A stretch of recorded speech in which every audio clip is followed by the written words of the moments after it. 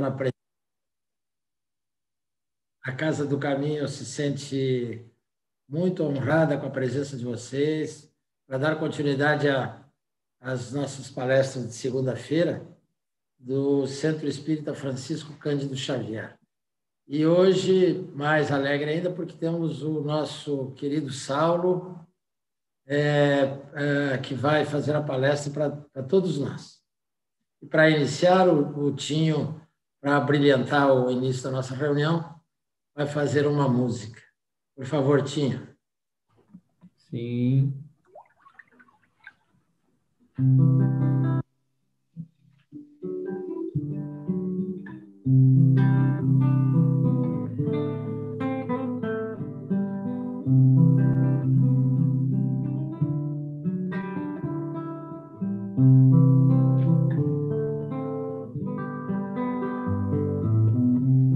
Eu sigo tocando a vida do jeito que a vida quer. Vou tocando o barco e a lida, toco do jeito que der. Sigo tocando a vida do jeito que a vida quer. Vou tocando o barco e a lida, toco do jeito que der. Ele tem me dado muito, mais do que mereço até. Mas do trecho falta um tanto pra chegar onde ele quer. Vou carpindo meu trechinho, minha enxada, o violão. Vou tirando os meus matinhos do jardim do coração. Sigo tocando a vida do jeito que a vida quer. Vou tocando o barco e a lida, toco do jeito que der. Semeando em redondilhas o meu tempo de crescer. Vão brotando maravilhas, vida nova florescer. Bons amigos vão chegando, outros não voltam jamais. Meu jardim vai aumentando, aumentando a minha paz.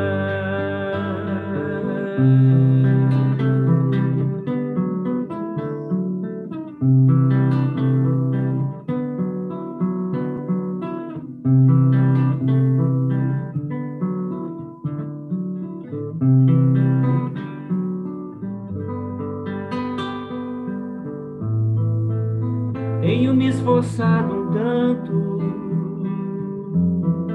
pra aquietar o coração, e quietinho no meu canto vou bulindo com a canção. E na brida do destino o violão é o meu cinzel, talho fundo no menino as canções que vêm do céu. Sigo tocando a vida do jeito que a vida quer. Vou tocando o barco e a lida, toco do jeito que der. Tocando a vida do jeito que a vida quer. tocando o barco e a lida, toco do jeito que der.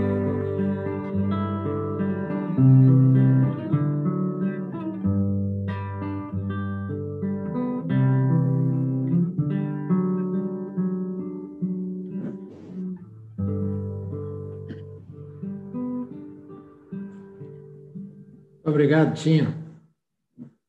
Então, nós vamos ler do capítulo 17, Sede Perfeitos, o item 3, o homem de bem, um texto de Kardec. O verdadeiro homem de bem é aquele que pratica a lei de justiça, de amor e caridade na sua maior pureza. Se interroga a sua consciência sobre os próprios atos, pergunta se não violou essa lei, se não cometeu o mal, se fez todo o bem que podia, se não deixou escapar voluntariamente uma ocasião de ser útil, se ninguém tem do que se queixar dele, enfim, se fez aos outros tudo aquilo que queria que os outros fizessem por ele. Tem fé em Deus, na sua bondade, na sua justiça e na sua sabedoria. Sabe que nada acontece sem a sua permissão e submete-se em todas as coisas à sua vontade. Tem fé no futuro e por isso coloca os bens espirituais acima dos bens temporais. Sabe que todas as vicissitudes da vida, todas as dores, todas as decepções são provas ou expiações e as aceita sem murmurar. O homem possuído pelo sentimento de caridade e de amor ao próximo faz o bem pelo bem, sem esperar recompensa, paga o mal com o bem, toma defesa do fraco contra o forte e sacrifica sempre o seu interesse à justiça. Encontra sua satisfação nos benefícios que distribui, nos serviços que presta, nas venturas que promove, nas lágrimas que faz secar, nas consolações que leva os aflitos. Seu patrimônio, seu primeiro impulso é o de pensar nos outros, antes que em si mesmo, de tratar dos interesses dos outros antes que dos seus. O egoísmo, ao contrário, calcula os proveitos e as perdas de cada ação generosa. É bom, humano e benevolente para com todos, sem distinção de raças nem de crenças, porque vê todos os homens como irmãos. Respeita nos outros todas as convicções sinceras e não lança o anátema aos que não pensam como ele. Em todas as circunstâncias, a caridade é o seu guia. Considera que aquele que prejudica os outros com palavras maldosas, que fere a suscetibilidade alheia com seu orgulho e o seu desdém, que não recua à ideia de causar um sofrimento, uma contrariedade, ainda que ligeira, quando a pode evitar, falta ao dever de amor ao próximo e não merece a clemência do Senhor. Não tem ódio nem rancor, nem desejos de vingança. A exemplo de Jesus, perdoa e esquece as ofensas e não se lembra senão dos benefícios, porque sabe que será perdoado, conforme houver perdoado. É indulgente em riquezas alheias, porque sabe que ele mesmo tem necessidade de indulgência. E se lembra destas palavras do Cristo: aquele que está sem pecado, atire a primeira pedra. Não se compraz em procurar os defeitos dos outros, nem pô-los em evidência. Se a necessidade o obriga a isso, procura sempre o bem que pode atenuar o mal. Estuda suas próprias imperfeições e trabalha sem cessar em combatê-las. Todos os seus esforços tendem a permitir-lhe dizer amanhã que traz em si alguma coisa melhor do que na véspera. Não tenta fazer valer nem o seu espírito, nem os seus talentos, às expensas dos outros. Pelo contrário, aproveita todas as ocasiões para fazer ressaltar as vantagens dos outros. Não se envaidece em nada com a sua sorte, nem com os seus predicados pessoais, porque sabe que tudo quanto lhe foi dado pode ser retirado. Usa, mas não abusa dos bens que lhe são concedidos, porque sabe tratar-se de um depósito, do qual deverá prestar contas, que o emprego mais prejudicial para si mesmo que poderá lhes dar é pô-los ao serviço da satisfação de suas paixões. Se nas relações sociais alguns homens se encontram na sua dependência, trata-os com bondade e benevolência, porque são seus iguais perante Deus. Usa sua autoridade para erguer-lhes o moral, e não para os esmagar com o seu orgulho, e evita tudo quanto poderia tornar mais penosa a sua posição subalterna. O subordinado, por sua vez, compreende os deveres da sua posição e tem o escrúpulo de procurar cumpri-los conscienciosamente. O homem de bem, enfim, respeita nos seus semelhantes todos os direitos que lhes são assegurados pelas leis da natureza, como desejaria que os seus fossem respeitados. Esta não é a relação completa das qualidades que distinguem o homem de bem. Quem quer que se esforce para possuí-las, estará no caminho que conduz às demais. Allan Kardec. Nós queremos, então, com esta página belíssima, solicitar a presença dos amigos espirituais, a equipe do nosso querido professor Eurípides, para abençoar a nossa noite, para trazer calma e equilíbrio aos nossos corações, a fim de podermos aproveitar ao máximo a palestra do nosso querido Saulo, que vai nos falar do Evangelho, vai nos falar das coisas do Mestre Jesus. Muito obrigado, Senhor, por esta oportunidade. Envolve-nos, ampara-nos e fica conosco. Que assim seja. Está com a palavra, Saulo. Obrigado, doutor Júlio. Obrigado a todos, né? E a Tânia, por proporcionar mais uma vez a gente poder estar juntos. Nós estivemos recentemente também reunidos, com o convite da Cátia, e ali a gente deu a oportunidade de fazer bastante reflexões, que eu acho que foi até quando a gente surgiu um assunto da escola, não foi? Eu não me lembro, foi, não foi? Foi, né, Cátia? Pois é. Agora, hoje, a gente estava conversando com a Tânia, e palestra é tema livre, né? Mas o que está por trás de todos nós, se não isso que o Dr. Júlio acabou de ler? O que seria o homem de bem? E aí, nessas reflexões que a vida nos convida a vivê-las, e não mais a sabê-las, ou a teorizá-las, né, em termos de teorias, ou ficar na intelectualidade dos estudos pelo estudo, mas agora o estudo como, de fato, a instrução que necessitamos para viver as provas que estamos submetidos. Isso, ao longo dos anos, agora, na minha tenridade ainda, aqui, nessa existência, me colocou sempre diante de uma palavra da qual eu tenho sempre trazido nas reflexões que eu tenho cuidado de fazer. Não é novidade, obviamente, para ninguém, e hoje eu gostaria de aprofundá-la um pouco mais, trazendo isso que o Evangelho nos coloca nessa lição de Kardec, e até de uma forma um pouco ilustrada, que também eu já tive a oportunidade de mostrar isso algumas outras vezes, talvez aqui uma outra pessoa já tenha visto, quem sabe um encontro, em algum lugar que a gente tenha tido a oportunidade também de fazer na internet. Mas eu queria enfatizar bastante a renúncia, porque a renúncia é uma palavra que, longe de qualquer intelectualidade, de afirmação teórica, eu pude senti-la no coração como um dos pontos que está ali vinculado à nossa educação. É difícil, num primeiro instante, saber traduzir isso, porque a gente, como eu também sempre comento, todos nós somos reféns das palavras dos homens.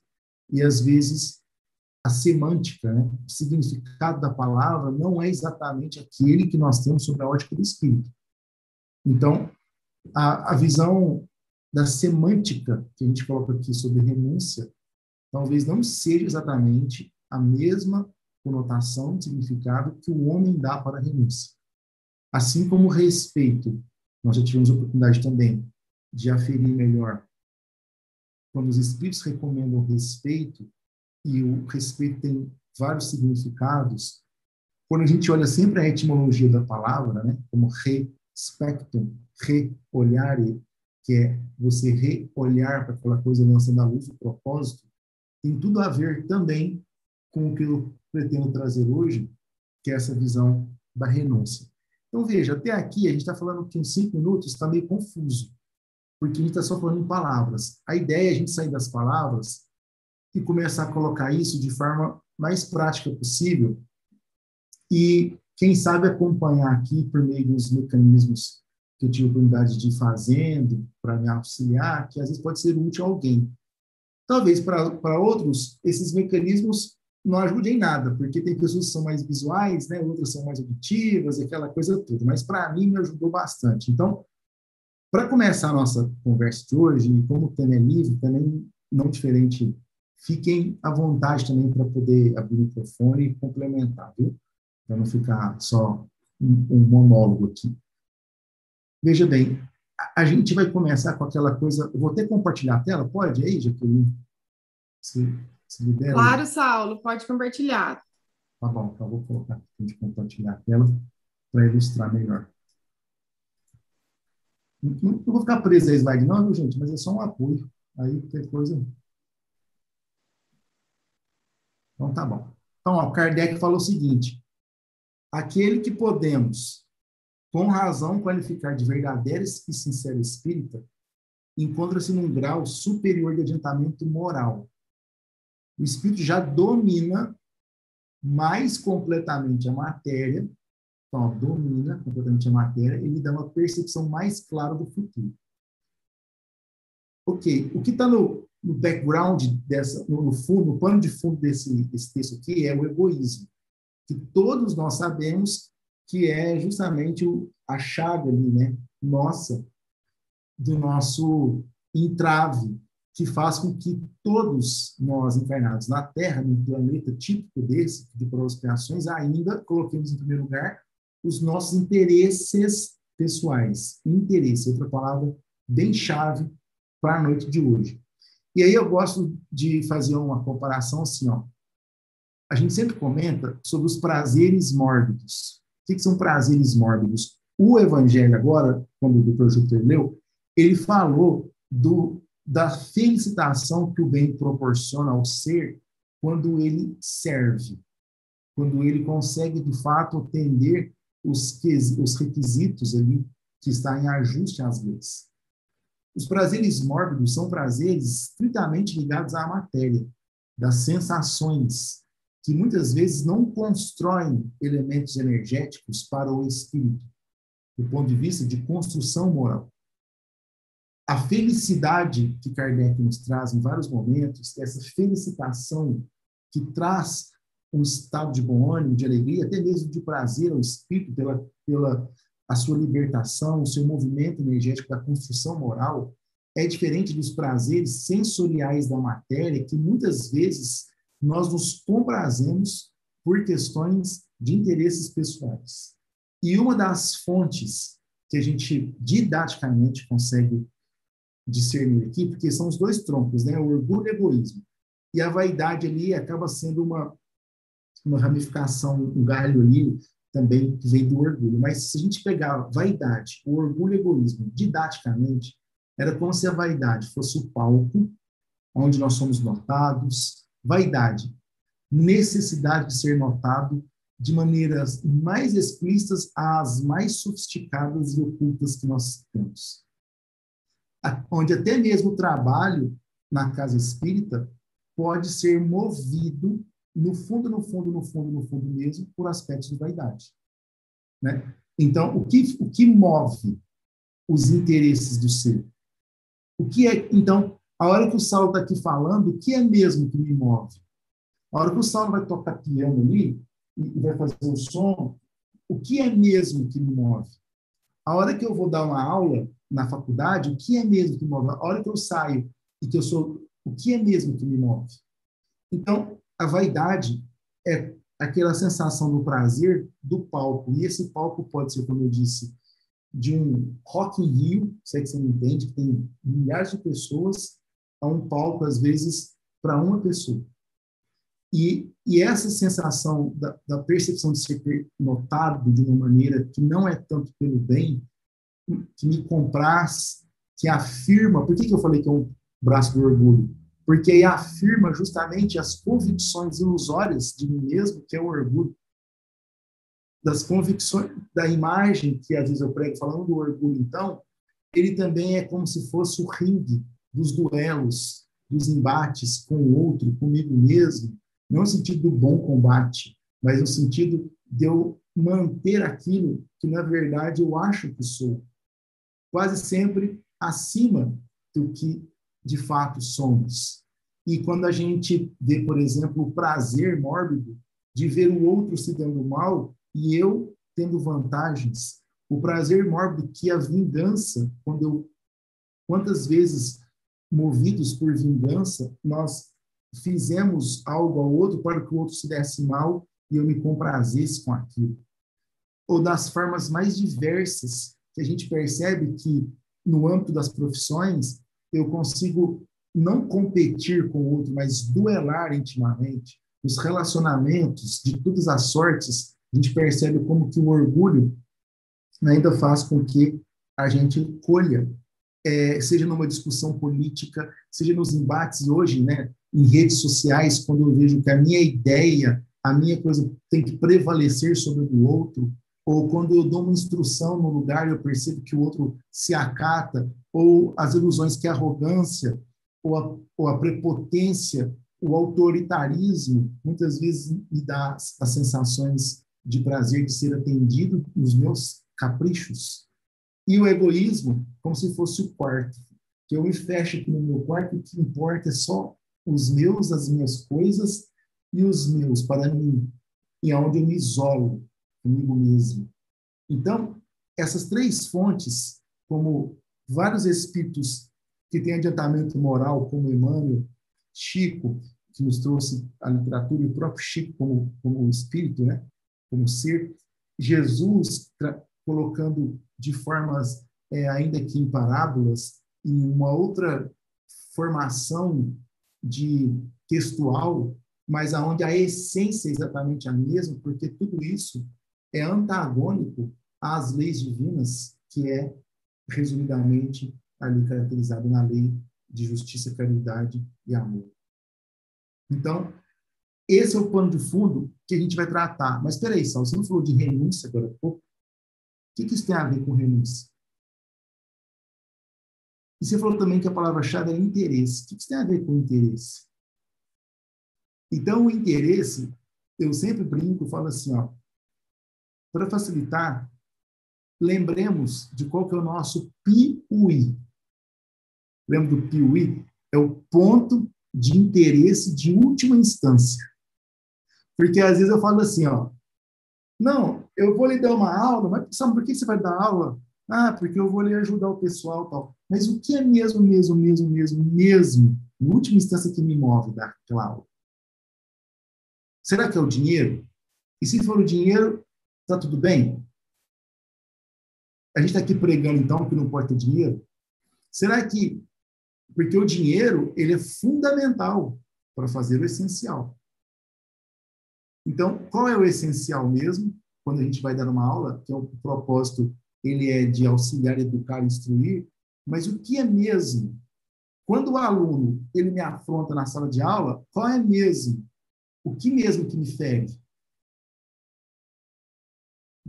Quando tem qualquer descontrole ali dentro, o que é mesmo que me desorganiza? Aonde é que eu estou comigo mesmo? No âmbito dos relacionamentos, aonde é mesmo que eu te encontro? São nos interesses que nos unem? Aí, que tipo de interesse é esse? Então, se vocês estão me entendendo, tem um desenho aqui que foi feito numa das oficinas, que a gente já mostrou algumas vezes também. É assim, ó, você vai vendo que do orgulho, a vaidade e o egoísmo, você vai ramificando aqui para aquilo que a gente conhece em nós mesmos. Gente, não vamos tratar isso aqui como uma verdade pura, né? Porque é só uma oficina, tá? Eu não posso afirmar que isso vem disso, daquilo outro. É só para a gente didática. Mas repare, a timidez, controle, tolerância, a intolerância, o julgamento, desconfiança, vindo aqui do orgulho, a indiferença, segurança. Então, quando a gente olha para as folhas ou os galhos, isso aqui é o que nós conhecemos muito bem de nós. Ah, eu sou muito tímido.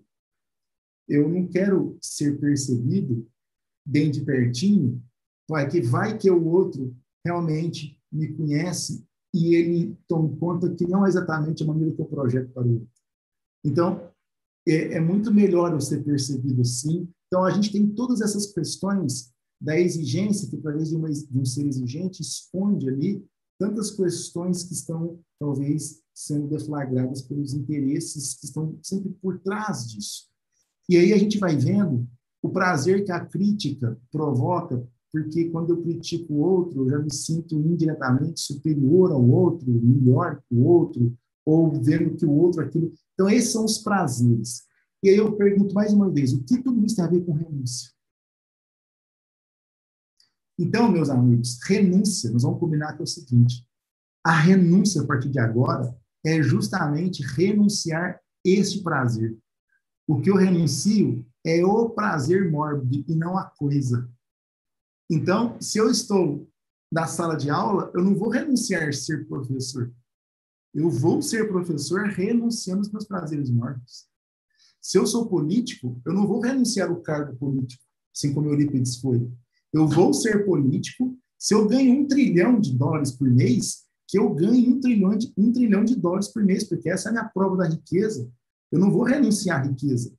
Eu não vou renunciar aos meus 3 trilhões, os meus bens materiais, não é isso. Se essa foi a personalidade que você veio à vida, é ali que a gente deve estar. Mas o que é mesmo que eu renuncio? O que esses 3 trilhões, nem sei se é possível 3 trilhões, estou inventando aqui, ou seja, se eu ganho 3 milhões por mês, o que esses 3 milhões te proporcionam no seu ser? Quais são os prazeres mórbidos que lhe estacionam para que eu renuncie e me liberte e avance? Mesmo que amanhã eu ganhe 12 milhões por mês, a questão não é a matéria, mas a minha relação íntima com a matéria. É a relação que eu tenho dos meus interesses materiais, mesmo vivendo a matéria, assim como um homem do mundo, a lição do Evangelho. Então, o problema, repito, não é a matéria, porque nós estamos na matéria e dependemos da matéria justamente para transcendê-la. E a transcendência, ela não é de ordem de evaporar a matéria, mas é da construção moral que se faz no nível das leis morais, e não no nível das leis físicas. E aí é que a gente está falando de renúncia. Então, veja só, quando eu falo de leis morais, eu estou falando daquilo que é divino. Então, eu não sei se o desenho aí está dando para ver, é uma mancha de cor. Tem aí. Então, vamos lá. Agora eu vou pedir uma concentração no fluxo aqui de aquelas coisas que saem da cabeça e você falar, às vezes é difícil.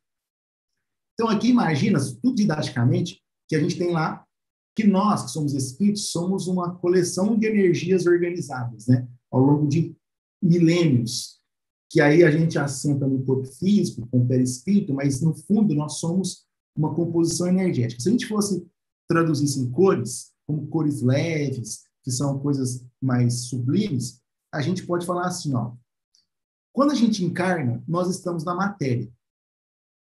E aí, vocês estão me vendo aqui, então, né? Ou está vendo sua tela? Vocês devem Sim, estar me vendo, tá tudo certo, Sal. Então, tá, ó, vocês estão vendo que tem um negócio aqui, uma caneta, né? De insulina que está aqui na minha frente. Se eu estou aqui parado com essa caneta, ela está aí, ó. Agora, para ela mexer, o que eu tenho que fazer? Dar um estímulo físico, né? Assim, como qualquer coisa no mundo. O que é que faz as coisas se moverem? Estímulos. De toda sorte. Seja a temperatura, seja a pressão, seja a força mecânica. E nós, como espíritos, na visão de energia, o que é que nos movimenta? Quando você começa a reparar bem, os estímulos que o espírito é submetido a uma vida, o espírito ele é provocado por estímulos, não de ordem física, mas ao estar no corpo físico, eu tenho tanto sensações físicas, como também aquilo que, mesmo não sendo físico, como a dor, sabe a dor que todos nós sabemos, pelo doutrina espírita, que é a dor que parece que não é física, aquilo dói de tal forma, e a dor que vem de ser um estímulo, nos movimenta. Então, nós sofremos estímulos de toda sorte. E se você tiver olhos de ver agora, num raio que está falando aqui, sem aprofundar, uma encarnação, ela é uma trama de estímulos. Que ela é uma trama, desde a sua ambientação reencarnatória, desde a sua injunção reencarnatória no lar que você nasce, no contexto que você nasce, tudo quanto é, do começo ao fim, é uma trama de estímulos, e aí a gente já conhece um pouco daquela questão de vetores também, tem os vetores atrativos, os repulsivos, os vetores reencarnacionistas, tem tanta coisa que a gente desconhece, né, mas que a gente tem só uma pequena ideia, que os espíritos já trouxeram. Essa trama de estímulos faz com que a gente tenha essas movimentações em nós, que aí entra os atributos do espírito, como vontade, os nossos filtros também disso tudo. Então, vamos entender melhor isso. Ó. Quando nós somos submetidos a estímulos, esses estímulos eles geram uma movimentação energética em nós podemos apreender isso ou construir com aquilo, pelos movimentos. Se a gente fosse fazer uma escala de tempos, era como se a gente tivesse essas manchas e fôssemos transformando esses movimentos até chegar em algo que, didaticamente, o azul que representa algo sublime. Muito bom. Então, vamos ver. Do que é mesmo feito essas mudanças que a gente está falando? E não esqueçam que eu vou falar de renúncia, tá? A gente vai casar com renúncia e interesse. Pode acreditar que vai dar certo. Então, permita a gente fazer esse movimento aqui, mas nós vamos fechar o ponto. Olha, se a gente fosse falar assim, lembra do homem de bem, do Júpiter leu? Quando nós estamos operando numa sintonia onde o meu pensamento elabora e a minha vontade, as minhas ações são compatíveis com aquilo que é de bem, ou do bem, que é necessariamente condizente com a nossa consciência moral, que é onde estão as leis, eu gero padrões energéticos, que a gente chama também de vibrações, e didaticamente vou chamar aqui de verdinha, como se fossem vibrações positivas, para ficar também mais didático.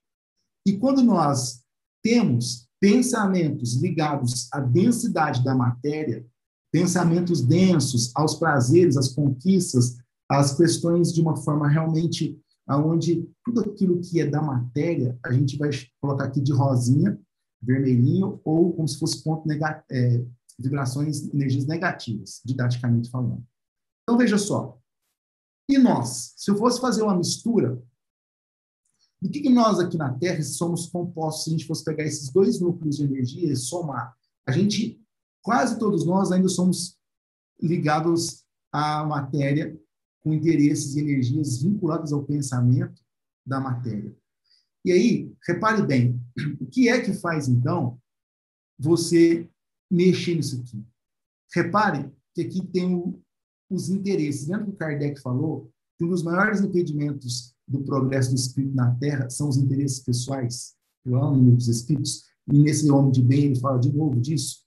Então, em algum momento, eu vou montar uma trama aqui, tá? Eu vou montar um esquema, mas em algum momento a gente tem a questão do interesse passando. E nós já falamos de estímulos que estão ali sob o influxo e temos interesses. Então, vamos começar a montar isso. Então, nós somos formados, nós somos uma coleção das energias que nós mesmos produzimos, não é? Nós somos uma resultante daquilo que pensamos e somos há milênios. E aí, claro que para uma existência como a que estamos agora, temos a tal da anterioridade, que são pontos do meu passado, que são compilados numa personalidade para que eu compunha e venha, entre aspas, né, como diz o Espírito, trabalhar alguns pontos numa existência. Muito bem. Então, veja, quando eu falo assim, o que é que faz? Se eu sou a somatória das minhas energias, o que é mesmo que faz, então, eu ter essas energias e vibrações? São as minhas ações e as minhas atitudes, vocês concordam? Porque as minhas ações e as minhas atitudes é que geram essas energias e, mais uma vez, então, consolida aquilo que sou. Simples assim, e sempre em duas rotas. Ou de uma forma moral, ou de uma forma material. Em cima moral, embaixo material. Tá bom? Então, quer dizer que você está percebendo que a seta vem para cá, alguma coisa está começando antes. Eu estou vindo de trás, de frente para trás. Eu estou vindo do fim para o começo, né? Já comecei o fim de novo, eu estou voltando. Então, quer dizer que essas ações, elas foram fruto de alguma coisa que sinalizou para nós. Então, quando nós temos energias positivas, tivemos ações, necessariamente, se isso foi realmente moral, nós tivemos um influxo da nossa consciência pelo pensamento. Se a gente teve ações materiais, o nosso pensamento foi orientado àquilo que é da matéria, buscando os prazeres mórbidos. Então, repare que, em algum momento, o fluxo do pensamento, ele chaveia. Ele fala assim, peraí, ou eu vou para o meu pensamento, ele fala assim, peraí, ou eu vou para o interesse, que é chamado de desinteresse, que Kardec chama. Kardec fala do desinteresse. Desinteresse não é a falta de interesse, mas é a ausência do interesse material, que eu chamo aqui de interesse moral, e o interesse material. Então, repare, aliás, interesse pessoal. Então, repare que em algum momento, o meu interesse chaveou. Se eu via com o fluxo de pensamento aqui, ele bateu para cima, para baixo. Aí o que acontece?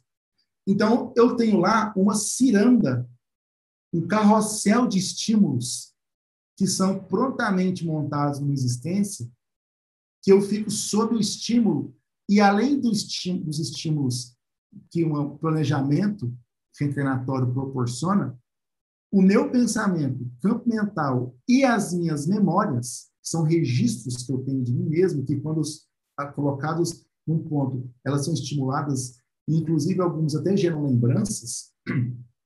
São duas coisas diferentes, lembrança é uma coisa, memória é outra. Memória são os registros vibracionais que eu tenho de determinados momentos e situações que eu fui submetido ao longo também dos meus milênios. Então, o meu pensamento, por que a educação do espírito tem a ver com educar o pensamento? Porque o pensamento, por ser um tributo do espírito, ele faz com que eu também direcione os estímulos pelo meu pensamento. Aí você percebe, então, peraí, quer dizer que esse pensamento, campo mental, se eu falar agora para vocês assim, gente, não pensem num elefante, tá? Não pensem no elefante, por favor. Se eu falar assim, não pensem numa bola vermelha, tá vendo? A palavra, ela não está falando do seu cérebro, mas o estímulo que eu dei, o seu pensamento mental já projetou uma bola vermelha, já projetou um elefante. Se eu falar assim, não pensa no mar, não tem jeito. Então, você já criou, isso já virou um estímulo. Se eu falar umas bobagens aqui também, eu vou mudar a sintonia. Se eu começar agora a falar uns trem meio ruim aqui, começar a dar umas ideias meio atravessadas, começar a falar mal dos colegas aí, a gente começa tudo a direcionar o pensamento para o outro lado. Então, o que acontece? Nessa reta aqui, esse pedaço que está aqui, é onde tem os filtros. Você já deve ter ouvido falar isso aí antes. Os filtros, quem sou eu para ficar falando quais são os filtros? Tá? Esse aqui é o que eu consegui ver, tá, gente? Esses trem aqui. Então, a gente, antes de mais nada, quando a gente vai consolidando sentimentos, que são vibrações, e isso vira conquista para o espírito, que nós entendemos como valores. Por exemplo, o Chico, ele, para mim, na minha forma de ver, uma das coisas que é nítido a conquista desse espírito é a humildade, o Chico Xavier. Então, é uma conquista moral quase que irreversível. O sentimento, e aí as pessoas confundem sentimento com emoção, a emoção é aquilo que é efêmero e visível. Por exemplo, se eu tiver aqui agora e sofrer um estímulo de uma prece que o Dr. Júpiter faça, eu posso, ao estímulo da prece do Dr. Júpiter, ter uma reação emotiva, né, até aos olhos, assim como se eu falar algo aqui, contar uma notícia meio ruim que aconteceu comigo ontem, e eu começar a estimulá-los, vai gerar uma emoção de tristeza, mas daqui 5 minutos a gente sai dela.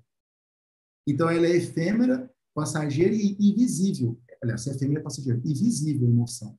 A emoção ela é perceptível. Os sentimentos são fruto de conquistas do espírito. E elas são perenes e ocultas. Os valores já são a concretização desses sentimentos, que se tornam em aquisições morais. Então, valores para o espírito já é um filtro. Porque quando o Chico, submetido a um estímulo, já tem aquela conquista na frente dele, ou o espírito já tem certas conquistas, aquilo já filtra. E aí, nós temos os sentimentos, que são essa coleção de energias que somos nós mesmos, Isso aqui é didático, né, gente? Então, a gente separa assim para ficar, obviamente, didático, não quer dizer que são caixinhas separadas, é tudo misturado. E aí, o conhecimento é aquela teia que também ajuda e os recursos que o espírito traz dentro de si, das mais diversas formas. Então, vamos falar de vontade já já. Mas o que acontece aqui, ó? Repare, se eu pegar essa visão aqui, ó, e colocar agora num plano longitudinal, tá bem? Ó, cada bolinha dessa aqui eu virei e pus um plano longitudinal. É assim que fala? Acho que é, né? Quando fica longitudinal. Então, era como se isso aqui fosse o valor, isso aqui fosse o sentimento, conhecimento, recurso, tá? Lembra que eu falei também didaticamente que um é positivo, outro é negativo, né? Então, aqui, ó, negativo em cima positivo. Então, esse plano que está aqui cortando, ó, é esse plano aqui, ó. O que acontece? Se eu pegar agora, eu acho agora que é o longitudinal, né? Se eu pegar esse aqui e olhar de frente, como se fosse de frente, agora eu virar ainda mais e ver de frente, era como se ele fosse assim, ó. O filtro era como se isso aqui fosse uma composição, uma malha minha, que eu tivesse já vários registros vibracionais das minhas conquistas, das minhas malhas, que quando eu passo, como se eu passasse um negócio aqui dentro, ele fosse filtrar o meu pensamento. Então, meu campo mental vem todo poluído, porque alguém me conta um negócio, ele chega, o estímulo vem de fora, a motivação vem de dentro, né? Então, o estímulo é tudo que é de fora, tudo que é externo. A hora que eu sou submetido a um estímulo, aquilo chega no meu campo mental, se eu tenho filtros das minhas conquistas, o que vai acontecer? Ó, o estímulo vem, ele bateu aqui, ó.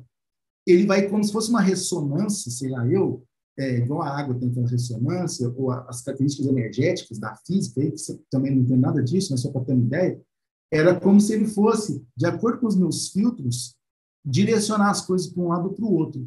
Assim como para cá, e tem coisas que reforçam. Então, aí que tem as más tendências, porque às vezes eu fico retroalimentando os meus vícios. O que acontece, então?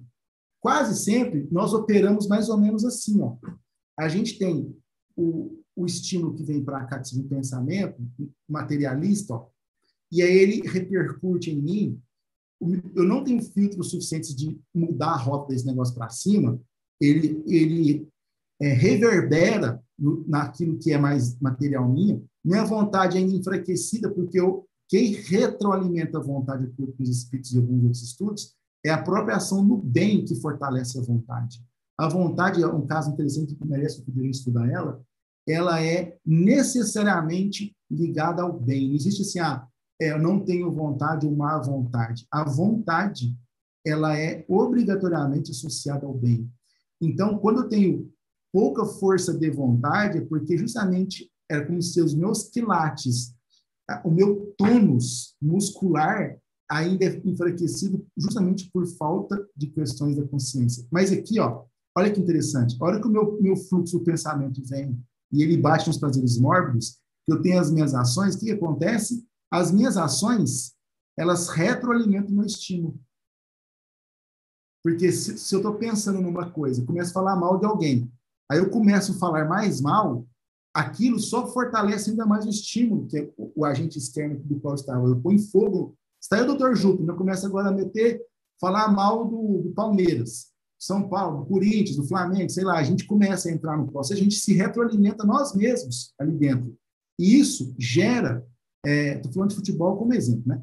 Isso aqui gera energias e vibrações que também retroalimenta a nossa malha daquilo que compõe os nossos sentimentos.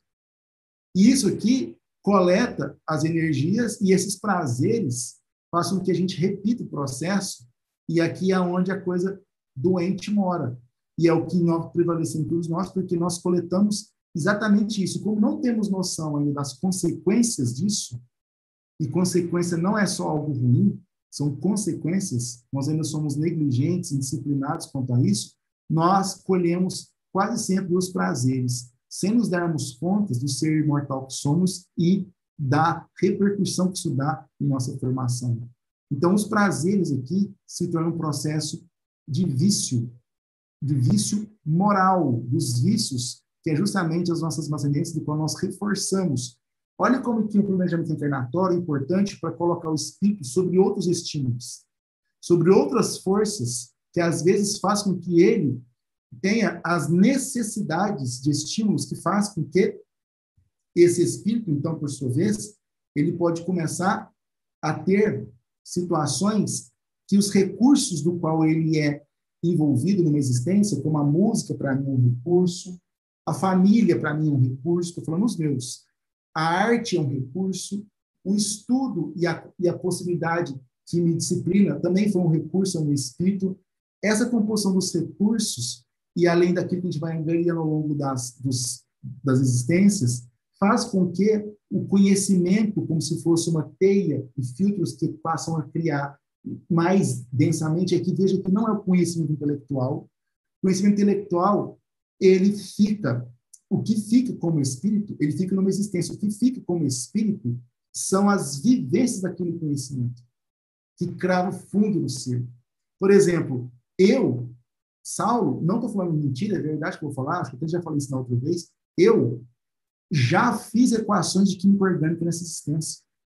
Eu já estudei farmácia, eu já formei em farmácia.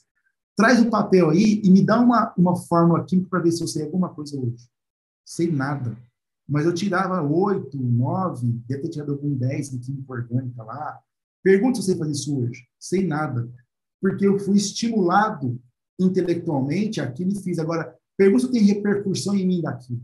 Agora, pega a Ana Maria, da Ribeirão Preto, que trabalha com a Célia, e põe a questão química aqui na frente dela. Não é questão intelectual, ela vive a química das plantas. Ela tem aquilo como conquista do conhecimento vivenciado. Assim como nós que damos palestras aí, nós estamos falando de humildade, vai em algum lugar e encontra a pessoa, o ser que realmente vivencia a humildade. Então, o conhecimento, ele é aquilo para o espírito que dá os frutos daquilo que é vivenciado, não é conhecimento intelectual. O conhecimento intelectual, ele contribui na instrução para que você, então, faça as atitudes e colecione aquilo. Assim, para concluindo aqui, ó, esses processos fazem com que, nesse momento, quando nós temos um interesse, é aqui que há renúncia. Porque a nossa vontade e o nosso livre-arbítrio faz com que, quando o fluxo nesses fios de pensamentos venha, eu começo a prestar muita atenção. Porque o pensamento, todo esse fluxo vermelho aqui, ó, ele é o pensamento. E o pensamento, a gente consegue, quando passa a educar e a conhecê-lo, a inferir esforços e forças, que é o que nós entendemos como educação. E a educação faz com que eu comece a preferir, a fazer a tal das escolhas, por isso que fala das escolhas e decisões, as escolhas, quando nós passamos nessa região do interesse, que eu avalio quais são os meus interesses, para que eu agora direcione as questões morais. E é aqui que há a renúncia. Ao invés de eu descer para cá buscando tudo aquilo que o outro me proporciona de prazer, eu busco ao outro para servir às leis. Eu sirvo não necessariamente o outro, mas é por meio do outro que eu sirvo a Deus. E servir a Deus é justamente eu servir aquilo que é a consciência, daquilo que estão as leis, ante a lei. Então, eu passo a preferir. Então, os meus interesses, quando percebidos na minha intimidade, no meu piuí, no ponto de interesse de última instância, eu avalio quais são as renúncias, porque eu falo assim, bom, o que eu desejo? Frente de querer. Porque o querer, ele já está justamente ligado àquela visão da escolha. Porque eu falo assim, eu desejo muito comer um brigadeiro. Eu tenho diabetes. E mesmo que eu não tivesse diabetes, eu estou um pouquinho obeso. Gordinho, né? Obeso não, mas gordinho. E aí, vamos supor que, por questões de saúde, não vou falar em questão do espírito, eu tenho um desejo de comer. Mas você quer mesmo? Você quer, Saulo? Não, como assim? Claro que eu quero. Não, você deseja. Você está desejando, mas é o que você quer. Porque o querer, ele já te coloca justamente num conflito de escolha para a sua consciência. O que é mesmo que nós queremos? E aí é que no processo... E a reflexão, que é um recurso que o Eurípides tem falado muito, a reflexão, meus amigos, é o que faz com que a gente aprenda a educar o pensamento à consciência. Porque o que é reflexão? É o pensamento direcionado à consciência, não é pensar muito sobre. Sim, vamos refletir sobre essa situação? Vamos refletir. O que que é? Deixa eu pegar essa situação e direcionar mesmo o meu pensamento à consciência, para pensar ante as leis. Isso é reflexão. Quando eu direciono meu pensamento à consciência. E aí, sim, eu passo a ter novas escolhas. Novas escolhas, eu estou renunciando aos meus prazeres. E aqui estou construindo e me transformando. Então, era isso aí que a gente queria fazer hoje de reflexão.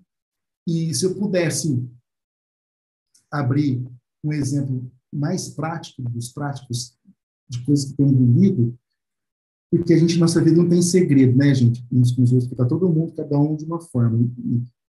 Mas, por exemplo, nesse instante da minha vida, sem ficar expondo ninguém ou nada, eu já estava comentando um tempo atrás, eu estou com uma situação um pouco estranha, assim, de que os meus filhos, eles estão morando no Canadá, era para ter voltado no ano passado, por uma questão de trabalho da mãe, e não voltar até hoje. Então, isso gera uma série de complicações de todos os sentidos, né? Para começar no emocional, mas também começa a transcender para outras questões, inclusive legais. Tudo bem. Então, sem ficar entrando no caso em si, em mim, eu fico assim, gente, sabe aquela imagem, que eu chamo meme, né? Aquele meme você pode pegar aquela mocinha que parece que solta uma bomba na casa assim, então ela dando uma risadinha assim, a bomba explodindo no fundo, parece que a casa pegando fogo. Por que eu estou falando isso? Porque tem situações que você arrisca um fósforo e joga na situação, você explode tudo se quiser. Fazer o escândalo. O escândalo, ele existe, né? Mas aí daquele que o faça. Agora, o que acontece, então? Quando a gente vê o outro em situações do qual nos aparenta, talvez pelo orgulho, pela ilusão, de achar que está em desvantagem, ou que a gente está certo, uma série de coisas, sempre nas situações mais dolorosas, onde a resignação chega como um convite mesmo, e não é para ninguém saber, para ninguém ver, não é na nossa intimidade. Então, assim, qual que é a renúncia que eu tenho aqui? O que é mesmo que o Pai, nesse momento, que esse contexto me convida a servir, é de arriscar o fósforo e jogar no negócio? Ou como que eu posso, em último caso, auxiliar e aprender a amar do jeito que for, da maneira que tiver? Aonde a nossa mente fica assim, ó, você fica com trocentas mil pessoas que não estão muito evangelizadas, dando ideia na sua cabeça, são aqueles estímulos, e quais são os recursos que a gente usa? Não é para deixar de ouvir, ou ficar alheio à situação, ou criar um outro cenário fictício, se mergulhar como... Não, é viver sentindo tudo que está proporcionando a nós, viver em espírito essas experiências e poder renunciar, poder ajustar as leis vendo em mim, que cabe em mim fazer as coisas em mim, sem esperar absolutamente nada de resultados ou de como que as coisas vão ser e deixar de ser, e agradecer por cada dia para que a gente consiga se libertar de nós mesmos. Então, eu confesso que, muito antes dessa história ter acontecido, da minha família tendo se mudado a trabalho e voltar, por questão de pandemia ou não vem ao caso aqui, mas muito tempo eu comecei a perceber a tal da renúncia. E foi justamente para quem já viu em algum momento também aquele mapa que eu faço, que as pessoas acham que é uma linha do tempo, né? Que eu já te mostrei algumas vezes. Na verdade, eu comecei a falar assim, gente, deixa eu me inspirar em algumas vidas, como a de Eurípides, e eu fui montando assim, como se diz no jargão popular, montar a capivara daquele espírito que a gente conhece, né? Montar toda a ficha dele de existências, que você pega lá para trás e vem vindo assim, deixa eu ver como que foram as renúncias desse espírito. Você me interessa tanto por renúncia, aí fui pegando outro, e mais outro, e mais outro, aí fui montando contexto histórico, fui montando coisas, e falei assim, gente, olha que riqueza que são esses espíritos evoluídos, são aqueles espíritos que viveram isso, que são cartas vivas do Cristo, que nos inspiram a olhar agora para as minhas lutas ou lutinhas, as minhas questões, e falar assim, gente, o que é mesmo que eu quero? Eu quero ter 5 violão daquele, eu quero ter 10 pianos, o que eu quero? O que é mesmo que eu quero? né? O que é mesmo que eu busco?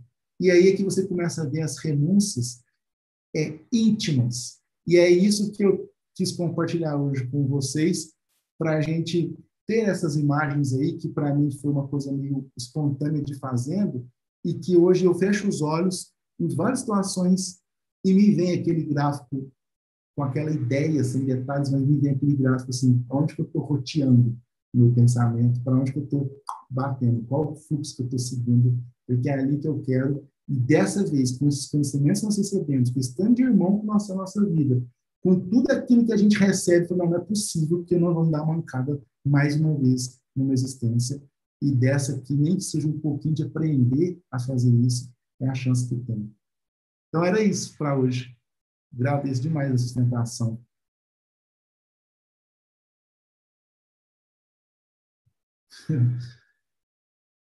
Valeu demais, gente. Fala alguma coisa aí, Jaqueline. Perjuto.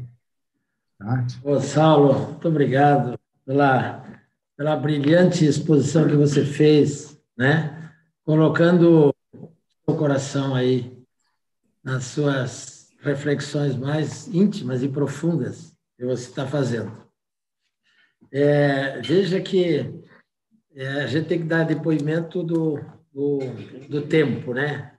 Na década de 70, o seu Manuel falava para nós em consciência, né? Na década de 80, o Antônio Carlos Costardi falava para nós no que te move. Qual é o sentimento que te move, né? E foram coisas isoladas que no movimento espírita foram espolcando. Daí o porquê, quando a gente chegou em 91, em Sacramento, foi aquela avalanche no nosso coração de as coisas começaram a se encaixar, né? E Eurípides traz toda essa proposta que você interpreta tão bem para todos nós.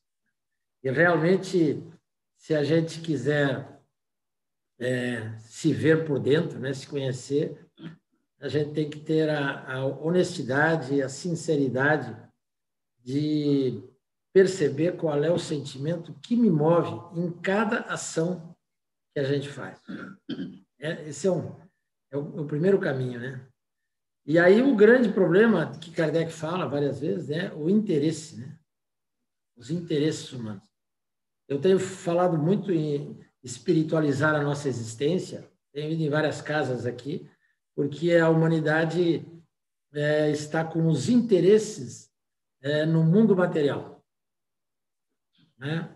E eu tenho olhado assim o cristianismo, o quanto que dá um passo e os interesses são materialistas, né? As trevas estão sempre colocando o biosócio, o social como mais importante, e o espiritual está sempre sendo deixado de lado, né?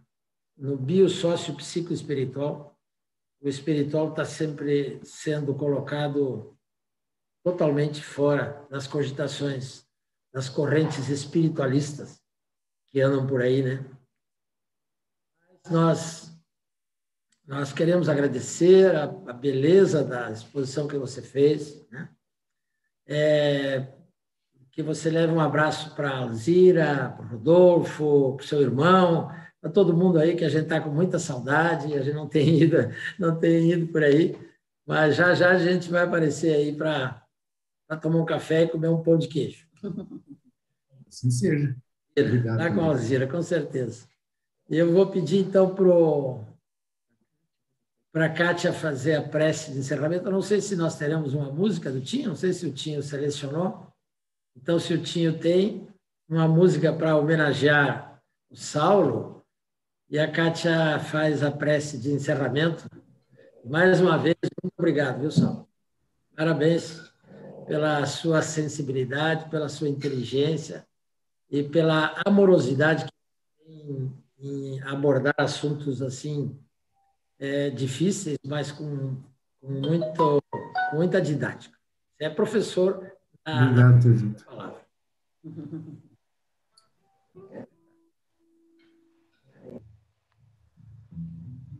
Música combinada.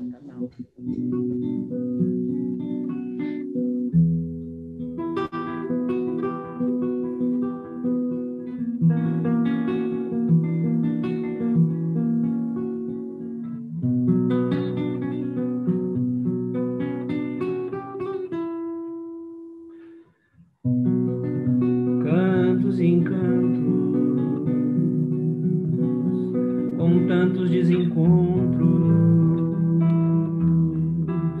prantos e encontros,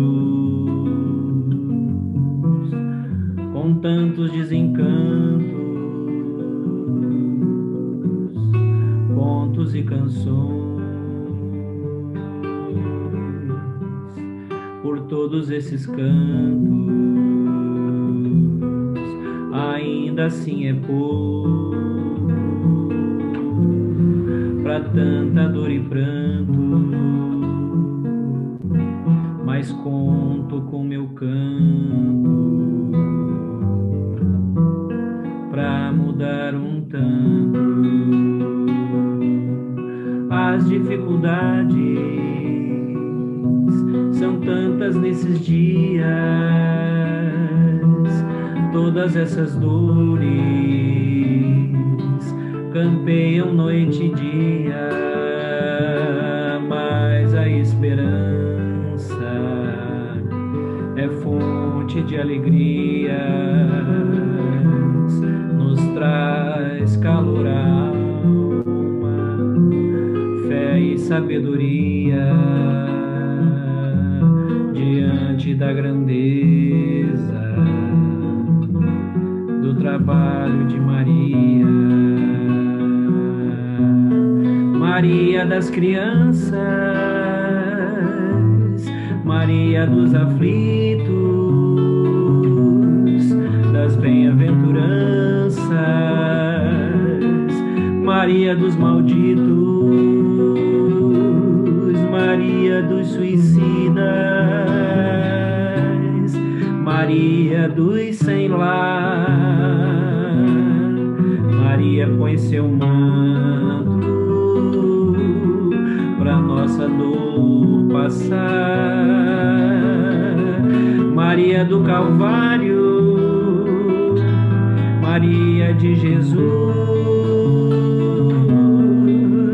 Maria mãe das dores, chorando ao pé da cruz. Maria mãe dos órfãos, Maria mãe de amar. Maria põe seu manto pra nossa dor passar.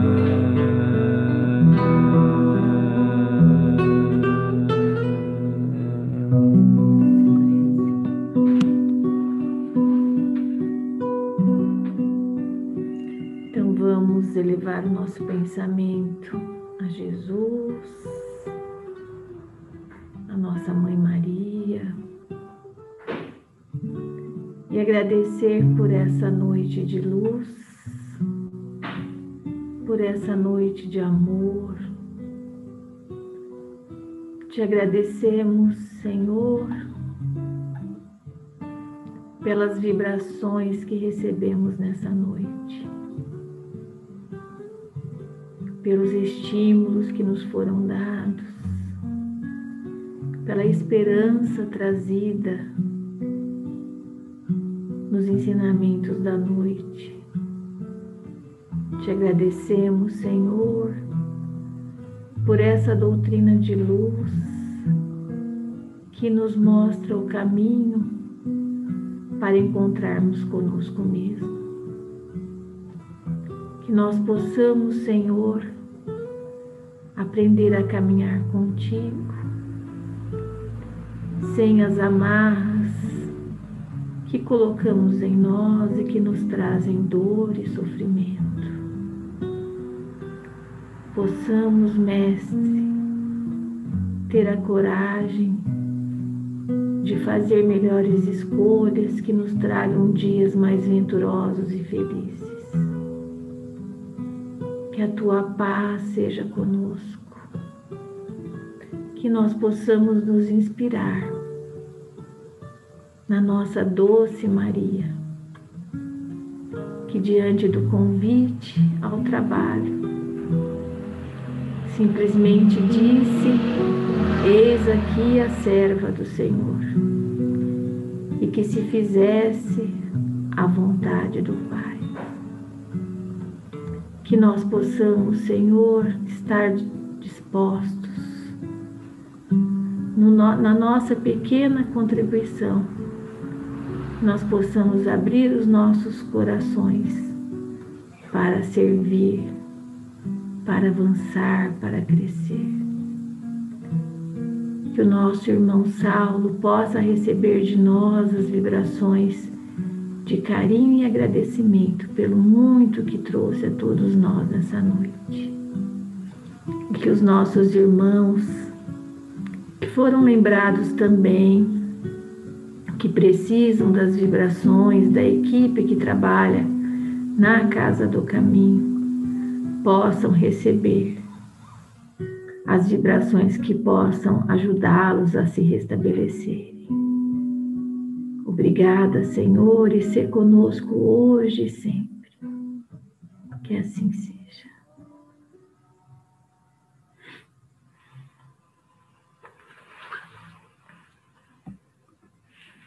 Saulo, muito obrigada, viu? Foi muito bom, muito especial. Vamos ficar juntos, né, gente? Obrigado, viu, por todas as vibrações e por esses momentos que cria bons registros, né, em nós e que serve como estímulos também para a gente poder voltar no campo mental e dar aquela lembrança desse registro de memória tão bom que nos fortalece esses momentos. É assim que eu realmente sinto. Obrigado mesmo. Obrigado, Tânia.